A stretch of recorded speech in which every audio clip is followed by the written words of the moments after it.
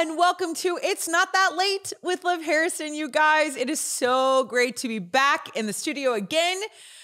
We have another virtual guest today, but I get to hang out with Taylor Schroll, which just makes everything so fantastic. My favorite part about our relationship, which I know is everybody's favorite part, definitely Taylor's, is our generation gap. I was born a summer before Taylor, and he likes to bring that up all the time. I'm going to see if he corrects me on how much. See, I did that on purpose because he just took a bite of food. You usually throw to me like 6 minutes in. I'm currently eating the Chinese food you bought me. That is called when you're taping and you want to get the best of each other. That's what happens. That was too fun. I saw him. I was hangry, so you had to buy me food. I saw him eating. No, but here's the thing. Really and truly, as Taylor finishes his lunch, one of the things I loved growing up, and don't say lunch, it's dinner, because this is a late night show. I'm eating dinner. We're not recording this at lunchtime, it's dinner time. With his nightcap, with Taylor's midnight snack. I really loved growing up, and where I grew up, I talk about it all the time, Louisiana. I was on 3.5 acres of land. We've all heard it a million times on every show that I have. I talk about it constantly. One of the things we did all the time was we would play games as a neighborhood. Like we would just always get together and play games. But we didn't really play them at night until I moved here to Houston. I don't know why. I don't know if which is weird because we had a ton of land in Louisiana that we could have played on because we weren't the only ones with land. Like everybody around me had land, like all the neighbors and stuff. So we had plenty of room. And then we moved to Houston where they have neighborhoods and they have streets where like cars on them and mailboxes and all sorts of stuff. But that's when we started playing like nighttime games, where it was late at night. And I remember begging my parents all the time, please, can I go play? It's so dark. We all are going to go meet when it gets really dark at night, things like that. One of my favorite games, we started out by playing like just the normal nighttime, like hiding, like hide and seek, like nothing really exciting. But then we had a new kid move and he came in, move into our neighborhood. He came in and taught us a game called Kick the Can. And I don't know, and this is why I'll wait for Taylor to keep chewing. I want to know if Taylor played this game, but I want to hear about what he grew up playing because I know he was an outside athletic-y kind of a kid. But you had to wait till nighttime. You had a can, like a soda can. So I never supplied the soda can because I was never allowed to drink soda.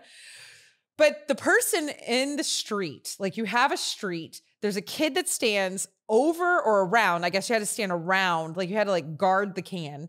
It was a real soda can, empty. Everybody else would hide. So you're hiding all up and down the street, all up and down the neighborhood. You're like sneaking. I'm telling you, in 2 seconds, without a doubt, I had to pee. The second I found my hiding spot, I totally had to. I'm not kidding. And we would have to crouch down and wait and try to get the kid to just wait him out to where he would start walking away from the can. We would make strategy. And then you were supposed to dart and run as fast as you could. And then bam, if you kicked the can, you won, your team won. It was this really big deal. And it was just whatever. That was the biggest nighttime game I remember playing outside. I wanted to see, Taylor, did you play Kick the Can? Did you play nighttime games with your neighborhood? Or did you only, is that not a thing? Was this an 80s kid, 90s kid thing? Yeah, your childhood sucked. This is all I think about whenever you say kick the can. So many dumb ways to die. Dumb ways to die. So many dumb ways to die. It sounds like. You've never heard of Kick the Can? Kick the Can for us was I'm a frustrated little kid. And I'm like, you stupid can. And you just kick it. That was it. It wasn't a game. What? Okay, and where were y'all walking around in your play areas where you just had cans to go get mad at? If I'm the frustrated little kid, I'm going to kick a can. Well, see, when you live in civilization, there's this thing called littering. So you never play kick the can. You never play anything. Heard of What kick about, the can. are you serious? Yes. What about capture the flag? You're very old. I know capture the flag. Okay, because it's similar to that, right? Because you have like two teams, but one team has a flag, and this is played at night. We used to play this a lot with youth groups. Like you're an actual youth minister, we're an actual youth minister. I was just the volunteer you couldn't get rid of. No one would ever pay you to be youth minister. People are like, who's coming to pick up this kid? And they're like, so that's one of the volunteers. So capture the flag. That's another nighttime game.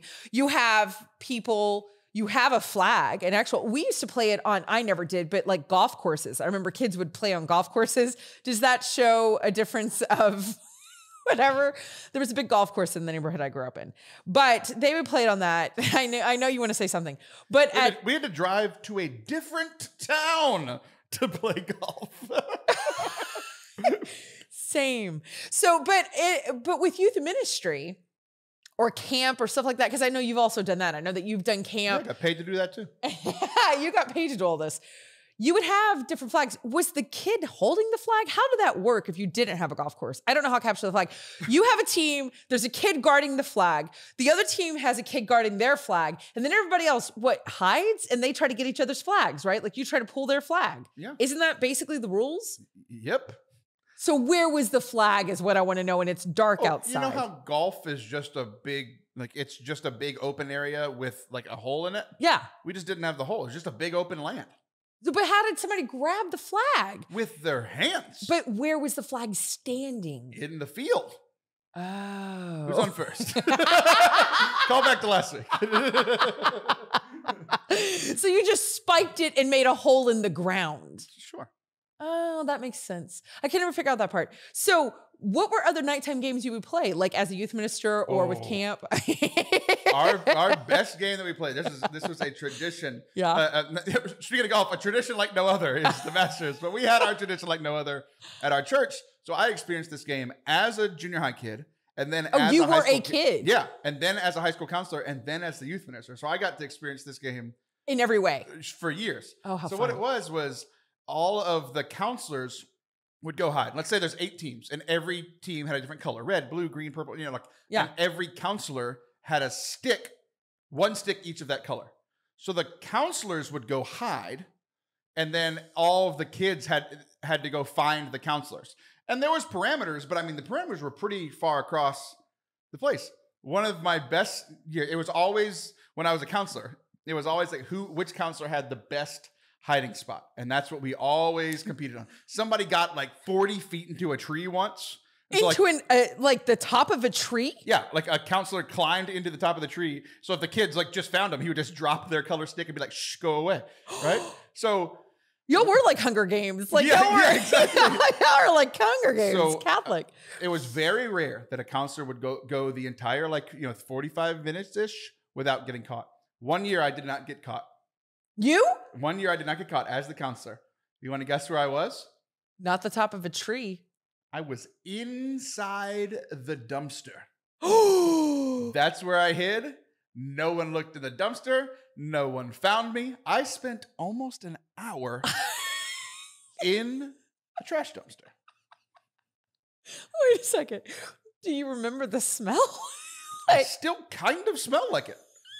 This was almost 20 years ago.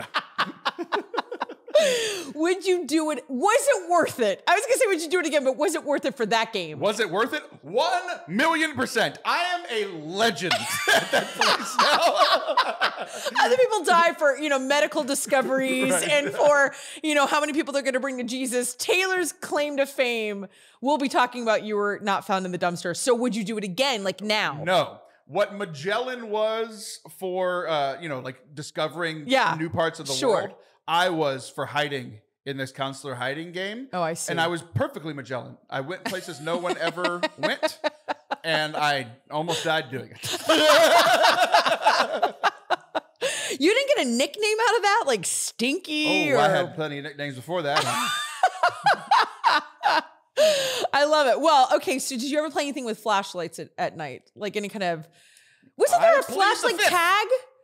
Yeah. Oh. What is flashlight tag? I never played it. I remember, I feel like my son played it at camp. Am I making that up? That's a thing, right? Like flashlight tag, but I don't know what it is. Do you know what that is? No. Okay, never mind. I don't know either. Yeah, you plead the fifth. So here's the thing, back to the kick the can game. I thought, okay, I'm going to come up with my own strategy. And I had decided I had like a little tiny, my brothers were in Boy Scouts at the time. I'm a lot older than my brothers, a lot older. A lot older than everyone. You know what? You're the worst. Not Allison Sullivan. Just throw her under the bus for no reason. Because she's cool and pretty, and I just want to pretend, okay? So here's the thing. They had a whole scouting situation at our house. I don't know. We had my mom was the Boy Scout, Cub Scout, whatever leader, Webelow, all the things. So she had like this thing, and they had all types of, every type of flashlight you wanted. And they had a little tiny-ish one, like, you know, I don't want any flashlight, so any flashlight I want is not a large list. Well, I'm just saying, like, now we have the cool LED ones, you know, or now you have the one on your phone, and now you have one on your keychain.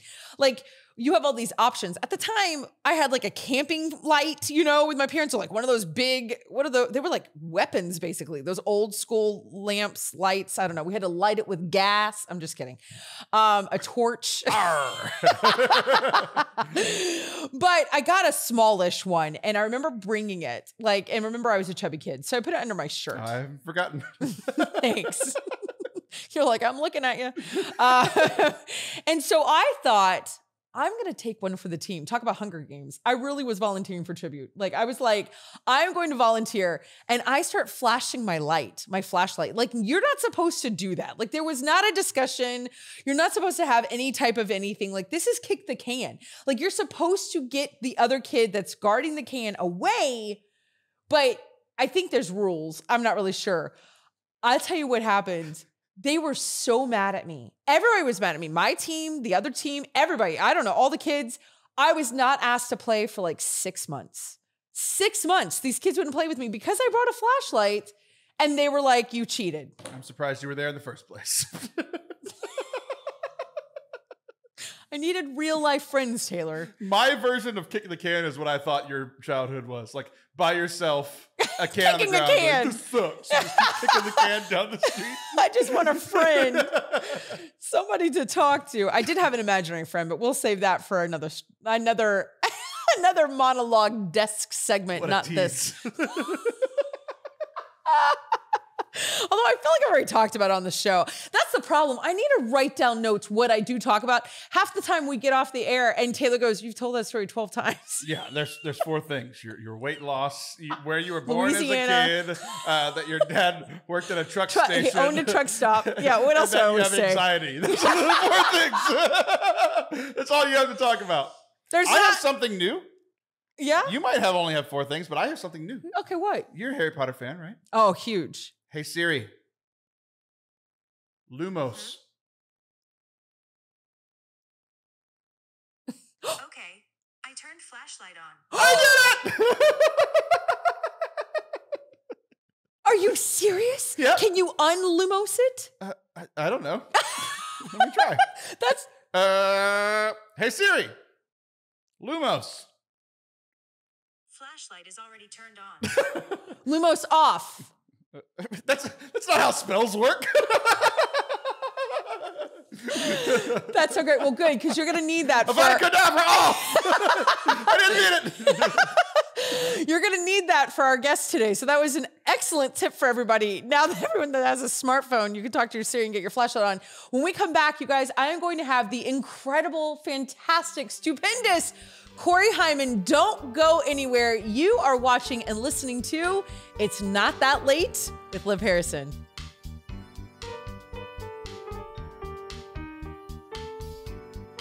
Hello, and welcome back to It's Not That Late with Liv Harrison, you guys.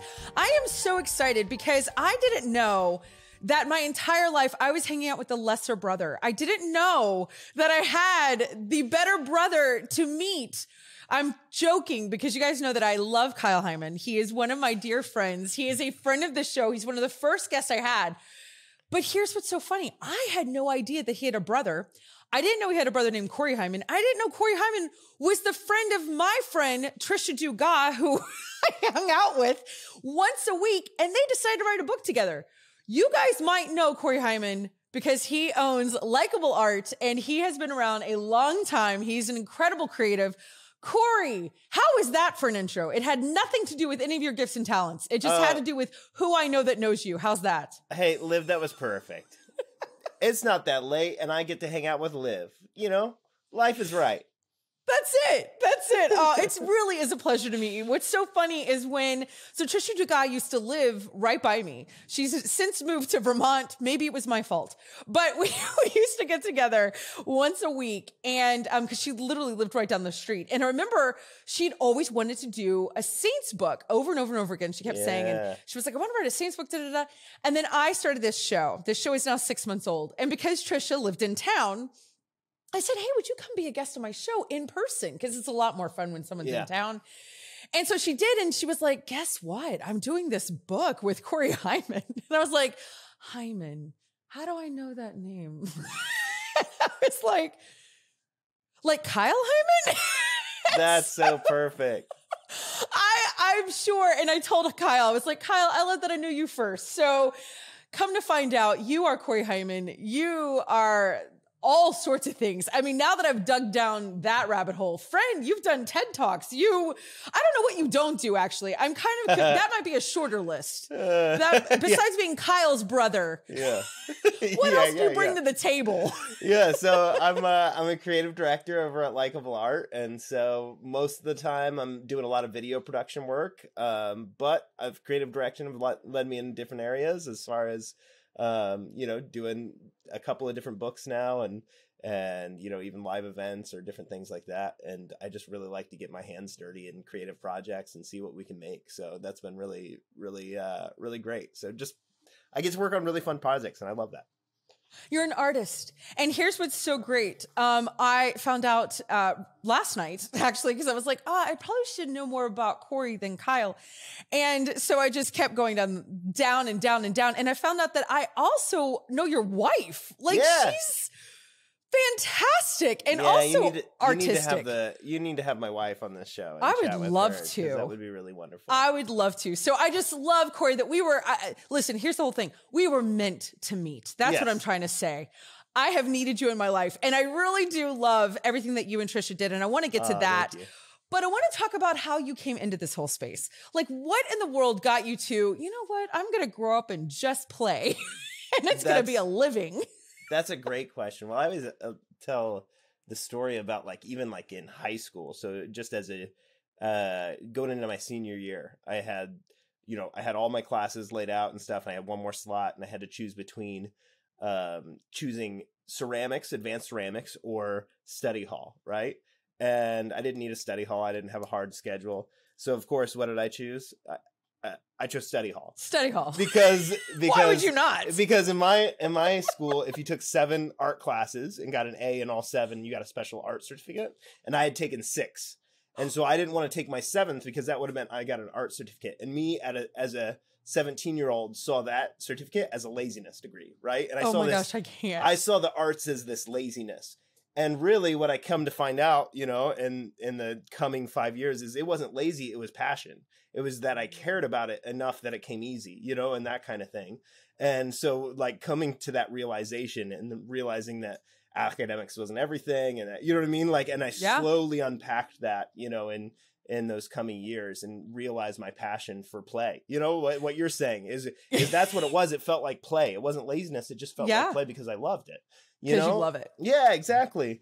And so that's been my unpacking of these past, 15 years of entering into the workforce and, starting my own company and doing now you're an entrepreneur and stuff like that. Yeah. So can we write them a note? I want you to get that certificate. Like my mom heart. Go back and get it. I do. I feel like, you could be like, an honorary. Yes.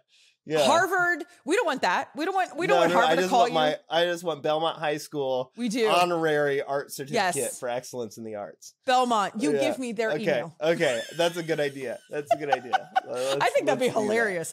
And we'll have a big to-do. We could have, we could just, a big event. I think it'd be fantastic. You could give a speech.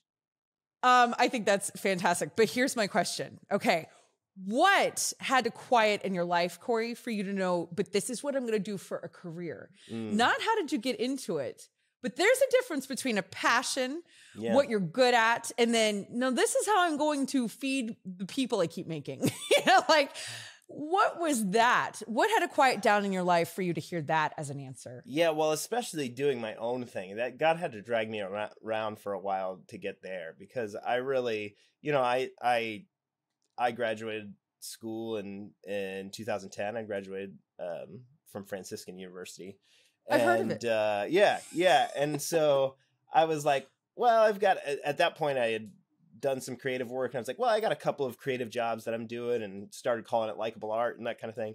Well, but once I get married, I'll get a real job. And then I got married, and I was like, once I get a kid, I'll get a real job. And then and so once I get 12 kids, it was really like this very slow choice. And I just remember this once we had 2 kids actually, and realizing, oh, I don't want a real job. I love the people I'm working with. I love the work I'm doing. And so like, it was in that moment, I actually think, I'd been in this probably 4 years full time, something like that.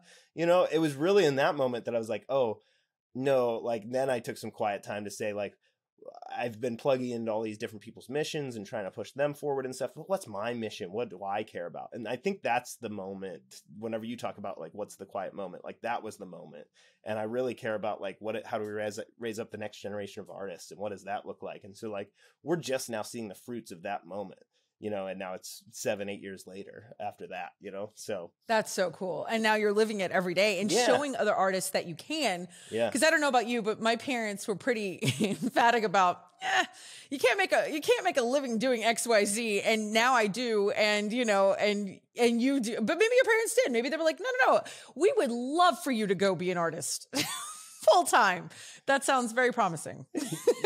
With a wife and kids. Yeah. I think they had to see it to believe it, kind of thing. Yeah, but sure. I think what's so great about what you're doing is that now whoever is listening, because obviously we're very big with the young artists, they're sitting around going, but can I make it? And they're going to turn this on and say, well, that guy did, Cory made it. He's doing great. Look, Ma, he got a wife. Someone married him. So he got out of the basement. So that's all positive things you're doing for the kingdom, Cory. There you go. But what do you think? Because you've had so many incredible projects. I mean, there was a book that you might have remembered, that was kind of a big deal. Did that put you on the map? What was the name of the book? First of all, tell everybody, share. In the beginning, God created. So those are the first 5 words of the Bible. So I love that. I asked my fellow artists, what are your that's God's first 5 words for artists. What are your first 5 words? And that's kind of what that book made up, was just all kinds of different artists and creators saying what their first 5 words were and unpacking it. So brilliant. Yeah. The creative book. Is that what gave the momentum into likable art, into what you're doing today? Or did the TED Talk come before, after? Like, if you were Marvel, what's your origin story, Cory? Yeah, that's a great question. Of today. That's a perfect question. So yeah, I think it's all been, my whole thing is like, there's never really a moment, it's all just been building upon itself. So by the time I put out the creative book, I've been working for 7-8 years and doing different client work and things like that, and we put that out, and that's been really wonderful, and that's led to this children's book of trying to do something a little bit different and still speaking artistically, but a little bit younger audience and that kind of thing, a little bit of a wider audience for that. And so it's just one thing after the other. The TED Talk was in between those 2 things. We put out the creative book, we did a TED Talk, we kind of built this whole live event, a little bit based on the TED Talk we gave, and then that got put on hold because of the current state of things. So in that kind little pandemic, in that empty space, that's where we're like, okay, we had this children's book idea, and we decided to flesh that out since the pandemic started and things like that. So that's I bought half of them. I don't know if you know that. Oh, no, I didn't know that. Oh yeah. Our box just came, I think, last week, and it's like, great. I did one of the big ones. I don't remember what it was. Like, it was one of the levels for you guys, because I was like, oh, it's my friend Tricia. And so, and now I can say, yeah, my friend Cory. Awesome. And so I did. I have like 1 million of them. And my husband was like, so what is it that we're going to do with with all 1 million of these? 700 of these? And I'm like, I mean, I don't know. We'll figure it out. So they're all here in case you need. I'm Amazon for you. You let me know, Cory. That's perfect. But I'm excited. I've got your children's book here. Actually, I got my little sticker. It came with my good. Yeah, I love it. But this is so great because it's Light of the Saints, and the words are by Cory Heimann, and the pictures are by Tricia Dugat. And I gotta say, I was a big Usborne person. I was a kindergarten teacher, Cory. So you are speaking to my heart. Yeah. Children's Lit was my favorite class in grad school, which my husband's like, is that a graduate level class? I'm like, yeah, it is. It's serious. Of course. So my kindergarten teacher, Taylor says I say that word wrong. Flipped out. I mean, I've been a fan of Tricia forever. Like my house, people are like, is this like, does she live here? Is this an artist residence? I have everything the woman's ever done. Yeah. Like, this is just so brilliant. It's so fantastic. And I love that you did, because like I was going to say, Usborne has flashlight books. They do space, and they do like trains, and they do like whatever. And I always thought that was so cool and so hands-on. But I got to be honest, you know what I like about your book is that this to me is actually more unisex, gender friendly than like the Usborne books. They're like, let's do a book on dance. And so, thinking girls are going to gravitate to that, or let's do a book on trucks, thinking boys are going to gravitate to that, going into the gender stereotypes. Yep. But that's not this book. This book is literally any child with a flashlight, but even without a flashlight, can pick this up and dive in and learn about the saints in a really unique, interactive way. I geeked out. Oh, that's so great. Thank you so much for that. Love it.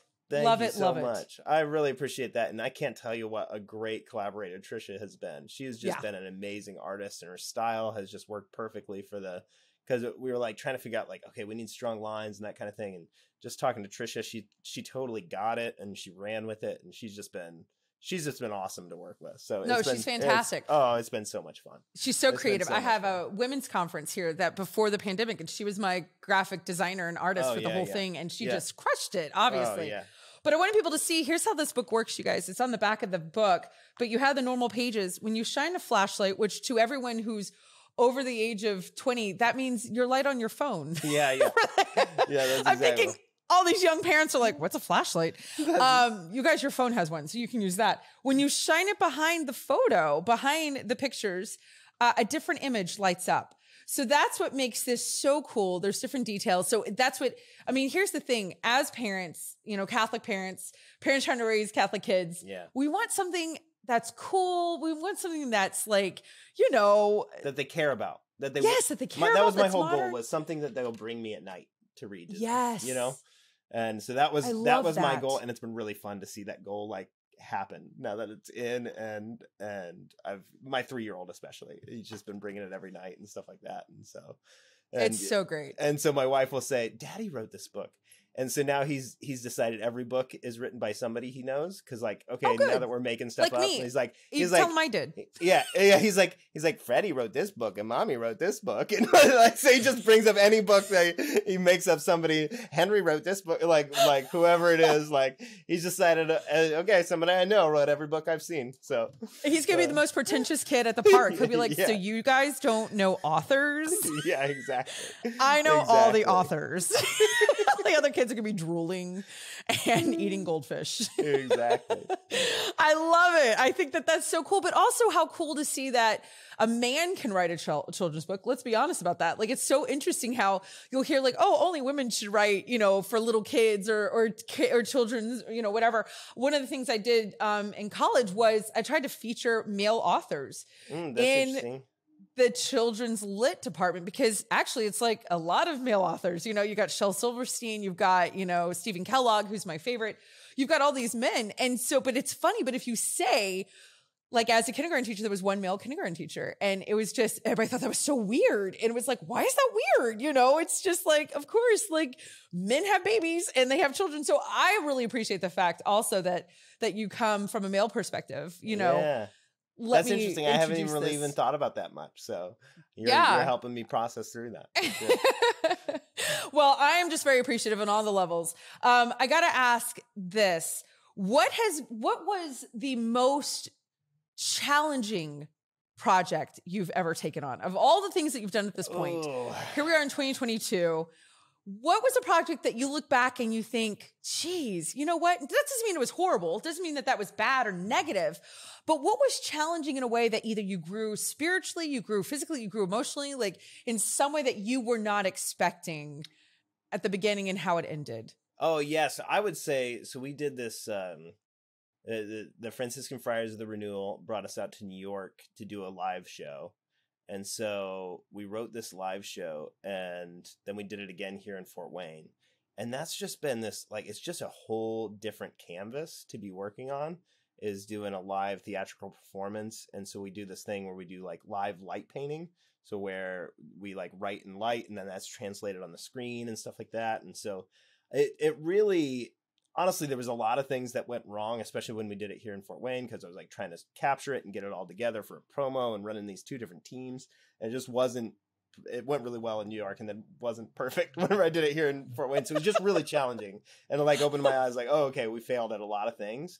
But I just care a lot about it. And it speaks to like this brokenness. It's a lot about brokenness. And it even talks about the church abuse, the scandal of the priests and stuff, and kind of breaks that open and how broken in the darkness and what does light look like in the midst of all that. And so it just is really meaningful. And that's the one that, like, honestly, we have put it on the back burner because, you know, just to not do live shows at the moment. Like, and we still haven't, we've been talking about like, okay, when do we, you know, get this back on the road?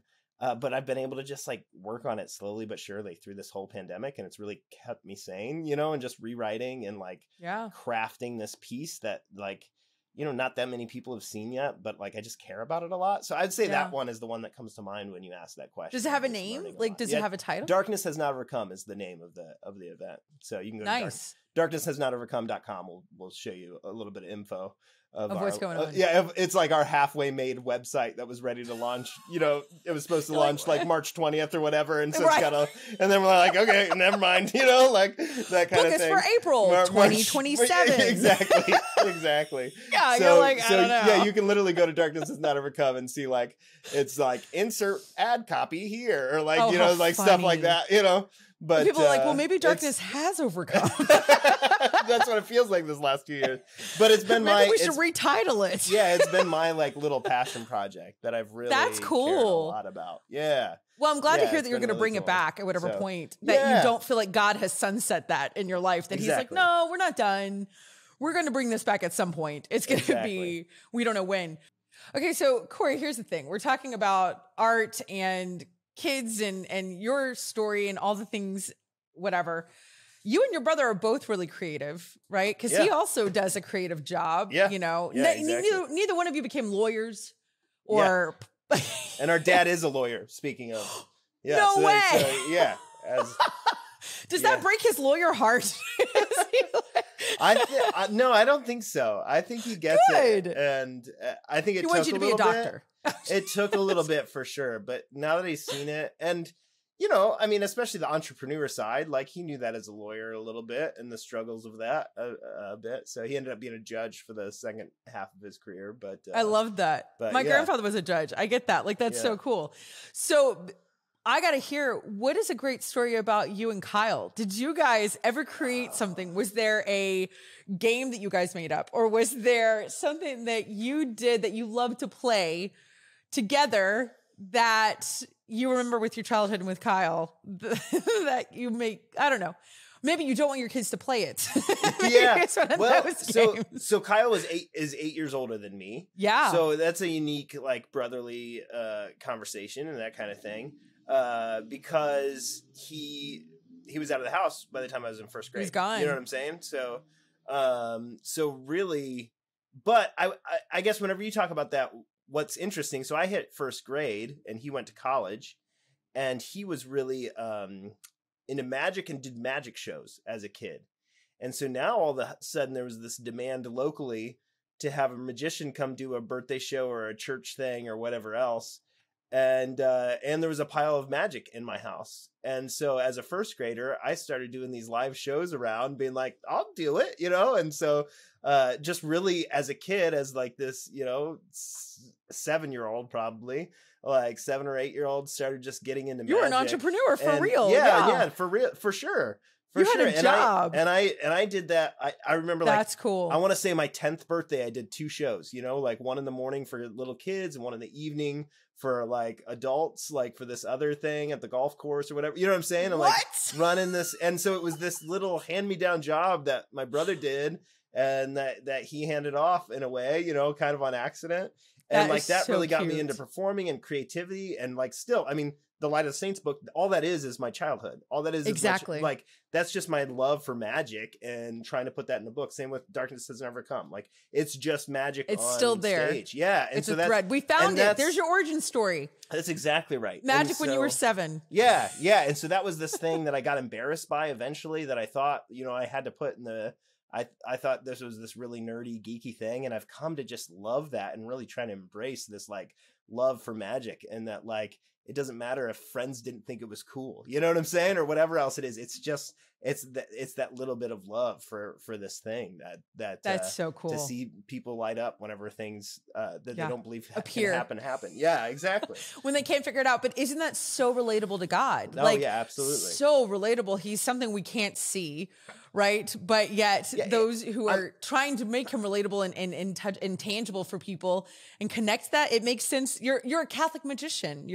Yeah. And really, I mean, he's the first one that the Big Bang is a magic trick. You know what I'm saying? Like that's what that is. And so anytime we're doing made up people. They just appeared. Exactly. And so when we're doing part of the sea magic, there's a lot of magic in that Bible. Yeah, exactly. So I mean, really, we're just tapping into that, and when we recognize, what it is and what that symbolism means, and that there's something greater than ourselves, that we're not the origins of all things, but that's outside. I love of us. That the creator and the creative. Exactly. So awesome. Okay, Cory, listen, when we're going to take a little bit of a break. Oh, let's Taylor is going to put us against each other because he loves competition. Oh, he no. just I'm nervous. We are going to get quizzed on all things saints. Oh, so I hope you read. Oh my goodness. I hope Franciscan sees that let's see if they take back that degree and you get the high school art. That's probably a good trade. That'd probably be a good trade. Don't go anywhere. You guys, listen, you are watching and listening to It's Not That Late with Liv Harrison. We'll be right back.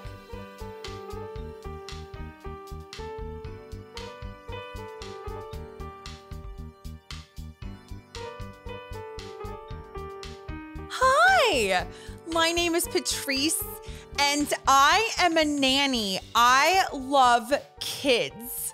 And that's why I'm a nanny, because I think that there's something really special and like very nice about children.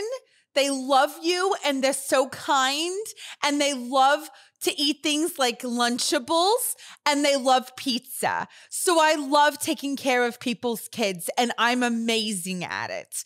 I've been a nanny for at least like a year, maybe I've been a nanny for like a month, but I really have enjoyed it. I've learned so many things. I've learned how to make, like Gatorade out of powder. And I learned how to make like a bagel into like a pizza. And you're probably wondering why I'm in the dark. For those of you that are like watching, because I know you can either watch or you can listen or you can do both. But I'm in the dark because I've got a really special thing I want to share with everybody. Just like my bagel pizza is special, this is also special. And when I do things for kids, I love to make them feel like so important. You know what I mean? Because like when I was little, no one did that for me. So, I'm not supposed to talk about that. Anyway, so what I do with kids is that I like to make them things that make their tummies feel good and they feel safe and they like to listen to stories. So one thing I know how to do is read stories to kids. It's something that I'm really good at, There's not a lot I'm really good at, but we're not going to talk about that either. So here it is. This is a book. And it's called How the Dinosaurs Eat Their Food. And I like to read this to kids because they need to know how to eat food. And they need to know that dinosaurs lived here a long time ago and maybe they could come back one day because we have that in a movie. I saw it and it could happen. So I just like to warn the kids, this is about their safety. There's also this great book called Eloise. And I love Eloise because my grandma's name was Eloise. And she did not live in a hotel like this little girl. But it's just important to know that there's rich kids out there that live in hotels. Does anyone tell their story? I don't think so. That's why this is a great book. Oh, but here's my favorite. This is a brand new book called Light of the Saints. Now, here's the thing. I'm Catholic, which, you know, most people know that I am. And what's so great about this book is that it lets kids know about the saints. These are people who used to live on the planet, and now they don't live on this planet anymore. Now they live in heaven, which is where the dinosaurs are until they come back. And then they're going to come back from heaven. And then they're going to get all the kids that live in hotels. That's not true. Anyway, so this is a book by a guy named Cory and a lady by Tricia. And what's so special about this book is, look at this. And this is why I'm in the dark. For those of you that are watching, I'm going to turn on my phone because everybody has an iPhone. Who doesn't have an iPhone? And if you don't, what are you doing with your life? That's ridiculous. Okay, I got my light on for my iPhone. Here we go. Can you see, those of you watching? And if I put my light behind the picture, it's going to light up things on the picture that you can't see unless you have a light. Can you see that? The kids are going to love this. It's so interactive. And you learn about the saints. And they're real. And the dinosaurs weren't. So just in case you didn't know that, you could read this to your children. Now, I don't know any of these saints because, listen, I'm not that smart. Like, I didn't go to, like, you know, saint school or anything like that. I mean, I know that they used to live here and they don't anymore. But here's what's so beautiful about this. Look at this. I know this guy. That's the Pope. Can you see him? Can anybody see him? That's the Pope and he's skiing. But watch what happens when I put the light behind the Pope. Oh, my. Isn't that beautiful? He's got a heart. Look at that. It's lovely.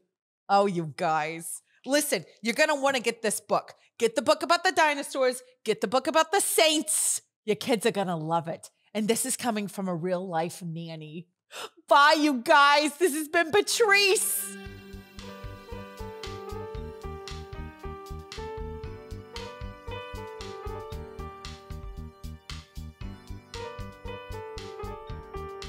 Welcome back to It's Not That Late with Liv Harrison. You guys, I am hanging out with the incredible Cory Heimann, who has a new book, has all sorts of stuff you got to check out, likable art, and all the other 5 million projects that he has. And forget his brother's name, Kyle. That name is dead here. We are only talking about our favorite Heimann, Cory. Do we have to kill one brother to talk to the other? Is that how dramatic I was trying the to be show biblical. is? It felt really biblical. We're Wow, both turning on you, Liv. Like, we were both like, that was a little too much. I still like Kyle. I love Kyle. He knows that. I didn't know I love that him. when you scheduled this. I didn't know in order to chat, like, a brother must die. Like, you need to put that in the email. This is the Hunger Games of Catholicism. Okay, all right. Now I know. Now I know. Nice. That was nice. That was really good.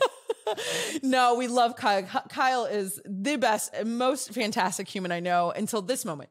But Taylor wants to just put me on the spot. I know that that's what he loves to do. You write a book about saints. And I got to say, you put some saints in here. You did a great job picking ones that people know, like John Paul II. Yeah. People should know that guy. You know, he's not one that we're all like, wait, what? But then you have like, oh, geez, I was gonna try to impress you, but I can't remember. Let's see. She is from China, Saint Anna Wang. Yeah. From China. Yeah. I've never heard of her until your book. Yeah. So I love that you did like a great, combination. So Taylor, I know this is just all he does all day. He just thinks of ways to put me in a bad spot. He wants us to take a saint quiz. Oh boy. Oh boy. Is this something you made, Taylor, or is this something that you like found online? Oh, this is something that Liv found online, so when she loses, it's going to be even funnier. See, if I were you, I totally would have cheated. I would like totally look at it all and like I'm not that smart. be like, let's Cory, do this one. I'm not that smart. I will say, I won't say who, but I definitely had somebody on this show who played a game on this show who, when I was editing the show, I could hear them typing. They were looking it up, and I called them out, and they admitted to cheating, and I didn't tell Liv. What?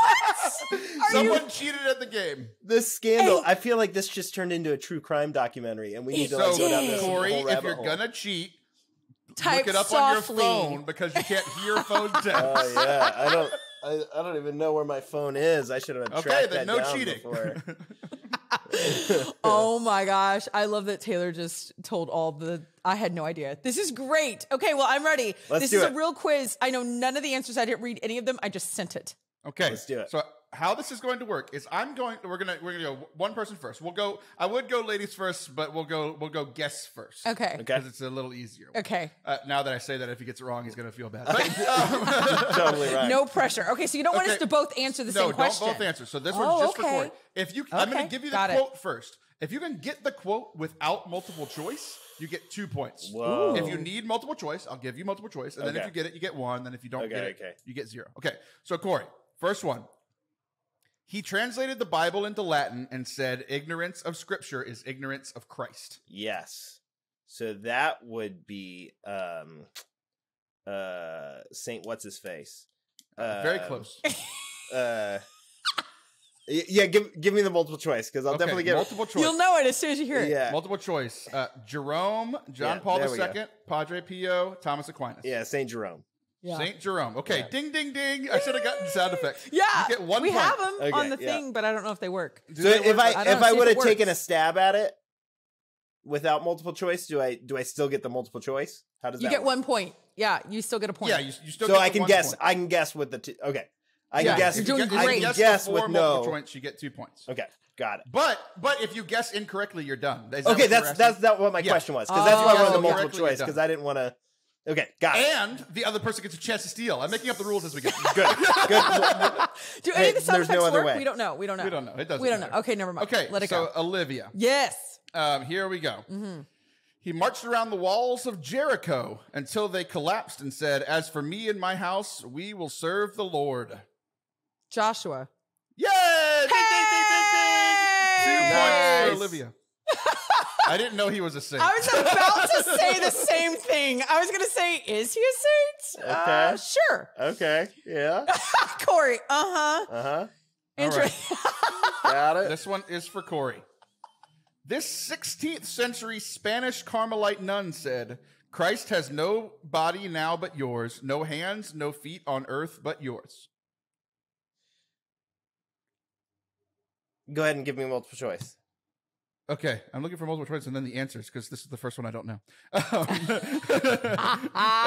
The answer choices are Joan of Arc, Elizabeth, Teresa of Avila, or Anne. Yeah, it's Teresa of Avila. That's what I would have guessed. I would have guessed Avila. Answer to kids? Yeah, you're right. I realized that it didn't give me the answer in the quiz. I was so confused. I was like, wait, I just knew the other two. I didn't realize this. Yeah. Okay, so that was Yeah. that was with the answer, so you get 1 more point, correct? So that's 2 Yeah. 2-2. 2-2. Okay. Olivia. Number 4. A lover of nature and animals. He sang, "Be praised, my Lord, for all your creatures, and first for brother sun, who makes the day bright and luminous." Saint Francis of Assisi, but you're showing Cory. Wait, what did you just say? Saint Francis of what? Stop. What Saint did Francis, where's he from? I don't know. Don't make me say it. You just called him a sissy. You got to rub it in, eh? You really don't let things fly. He's the worst. Taylor is constantly You just called Saint Francis a sissy. Assisi. I'm not a theologian or Well, yeah. Italian. I am Italian. I like that. I like you're like, or Italian-y. I am Italian-y. I'm a little Italian. I'm Italian. I'm Italian-y. All right, number 5. This is for Cory. Johnny 5. Converted on the road to Damascus, he wrote the most books in the New Testament. One of his most beloved verses is this: "Love is patient, love is kind." That'd be Saul/Paul. Saul/Paul is correct. Ding, ding, ding. He should get an extra point for the Saul part. No. Well, that's the first one I didn't take my multiple choices on. So yeah, very good. Okay, how much time do we have? We got a minute 53. Okay, one more each, unless we end in a tie, and then we'll go over time, and I'll edit it down. So this is for Liv. No, wait, no. Yeah, this is for Liv. Yeah, me. Okay. Oh, this one's interesting. This one's just no. We're gonna skip that one. It was a true false. That's not fair to do true false and then multiple. Yeah, choice. that's not fair. That's not fair. All right, the next multiple choice. Okay. When told he would be crucified by the Romans, this saint said, "I am not worthy to die like my Lord." So he was crucified upside down. Saint Peter. Saint Peter is correct. So now, Cory, you have to answer this one without multiple choice. Oh, to catch up? To tie. Yeah. So you have to answer this one without multiple choice to tie. Otherwise, the game is over. Whoa. Okay. Pray to your confirmation saint. Here you go, Cory. He rejected the Christian faith of his mother, Saint Monica, and pursued everything the world had to offer. After converting, he said, "There is no saint without a past and no sinner without a future." That'd be Augustine. It is Augustine. Okay. Good one. So we have a tie game. So here's what I'm going to do. Can we do a buzzer? I'm going to go to the last two questions. I'm assuming they get more difficult. So we're going to go, Cory, very quickly. Cory. No, wait. Liv. Yeah. Liv. Okay. All right. This young peasant girl died defending her purity from an attacker. She said, "Our Lord prefers to wait himself for the sinner for years rather than to keep us waiting an instant." Oh, geez. Oh, no, wait. I know her name. You can get multiple choice if you like, but Cory could have a chance to beat you. Okay, multiple choice. Multiple choice. What is her name? Maria Goretti, Yes! Margaret of Scotland. Maria Goretti. Okay, Maria Goretti. So, Cory. I like how multiple choice is one choice. That was pretty good. I feel like that's 1.5 points. Yeah. Okay. It was just the first one. You had one that was the first one too earlier. Yeah. So now, Cory, if you are a manly man, you will guess without multiple choice so that this game will end no matter what. Taylor. Wow. If you are manly, this is my challenge to you. You're the worst. Here we go. For the win or the lose. This bishop of Milan helped convert St. Augustine. He said, "The rich man who gives to the poor does not bestow charity, but pays a debt." But pays a debt. Oh, man. So, Bishop of Milan helped convert St. Augustine. He said, "The rich man who gives to the poor does not bestow charity, but pays a debt." Oh, it's Augustine's time. I would need multiple choice, which isn't fun, is it? Okay. John, Saint Joseph, Ambrose, Leo the Great. Yep. All right, that makes me the winner of this game. Yeah, that wasn't fun. I'm sorry. Take that,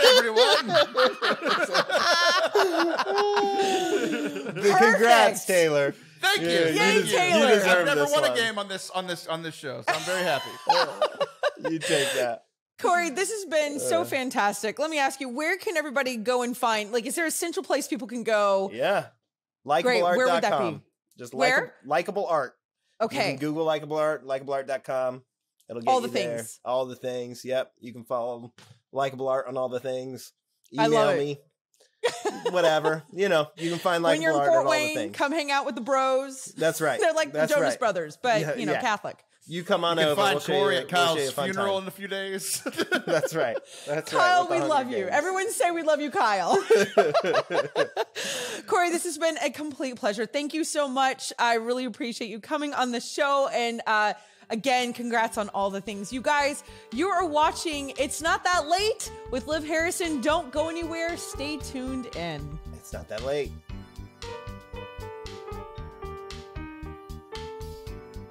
Welcome back to It's Not That Late with Liv Harrison. You guys, thank you so much for being here. Thank you to Cory Heimann. Thank you to Taylor and Anna, everyone making this show work. Don't forget to get your book, Light of the Saints. Also, good job, Tricia Dugat, who's already a friend of the show, who's been on the show. If you want to watch Tricia's episode, other episodes, you can go to YouTube, go to LH Media Productions. You can go to thelivharrison.com. You can find all the links there. LH Media on Instagram, on Facebook, and like I said, on YouTube, and you can watch all the things there. So you guys, make sure to stay in touch. Make sure you're supporting the show. And for yourselves, this is Taylor's favorite part of the ending. Do not forget to be extraordinary. That's what you were put on this planet for, and we want to support you you in doing that. Thank you so much. I will see you next time. This has been It's Not That Late with Liv Harrison on Veritas.